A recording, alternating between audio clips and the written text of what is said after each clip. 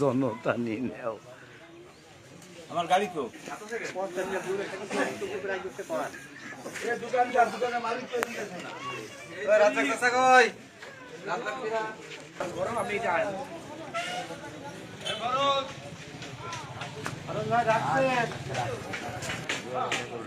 আপনি কি মন্তব্য করছে?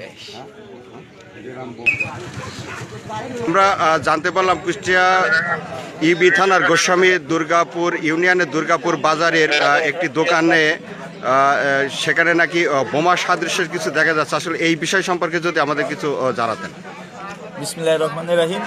আমি পাটিকাবাড়ি আইসি মোহাম্মদ মসিলাতুল ভুইয়া। আমি ত্রিপল লাইনের সংবাদ শোনার সঙ্গে সঙ্গে আমি ঘটনাস্থলে আসছি। এটা গোস্বামী দুর্গাপুর বাজার সংলগ্ন জনৈক আব্দুর রাজ্জাকের কাঠমিস্ত্রির দোকানের মধ্যে দুইটা ককটেল আপনার লাল কষ্টেপ দ্বারা মোড়ানো মনে হচ্ছে, বোমার মতো মনে হচ্ছে আমরা দেখতে পারলাম। আমরা থানাকে জানিয়েছি, আমার ঊর্ধ্বতন কর্তৃপক্ষ জানিয়েছি। আমরা সুন্দর নিরাপত্তা দিয়ে আমরা সব কিছু ঘেরাও করে রেখেছি।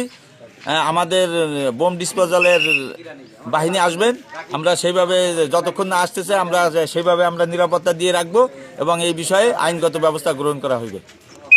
নির্বাচনের আগ মুহূর্তে এইরকম একটা বিষয় দেখা যাচ্ছে, এটা আসলে কি নির্বাচনকে কোনো রকম বানচাল করা বা বিতর্কিত করার কোনো বিষয় কি এর সাথে সংযুক্ত থাকতে পারে বলে কি আপনার মনে হচ্ছে? না, এই বিষয়ে আমার ওইভাবে তথ্য জানা নেই, তবে সবাই সচেতন থাকবে যে যাতে সুন্দরভাবে ইলেকশন হয়। আমরা সকল দলের আমরা সহযোগিতা কামনা করি। আমরা কারোর প্রতি কোনো আমরা রেষারেষি নাই। আমরা সুন্দরভাবে আমরা ইলেকশন করব। আমরা সবার পক্ষেই আমরা কাজ করবো ইনশাল্লাহ। এই যে ককটেল দেখা যাচ্ছে, এতে এই বাজারের অধিকাংশ দোকানদারদের ভিতরেই একটা আতঙ্ক সৃষ্টি হয়েছে যে এরকম ঘটনা সামনে আরও তাদের জন্য অপেক্ষা করছে কিনা। যে কোনো বিষয়ে যে কোনো সময় যে কোনো ঘটনা ঘটতে পারে, তবে আমরা সব বিষয়ে আমরা অ্যালার্ট থাকবো, তৎপর থাকবো এবং ডিউটির দিকেও আমরা জোরদার করব এবং এই বিষয়ে সবসময় সজাগ সচেতন থাকবো। আমি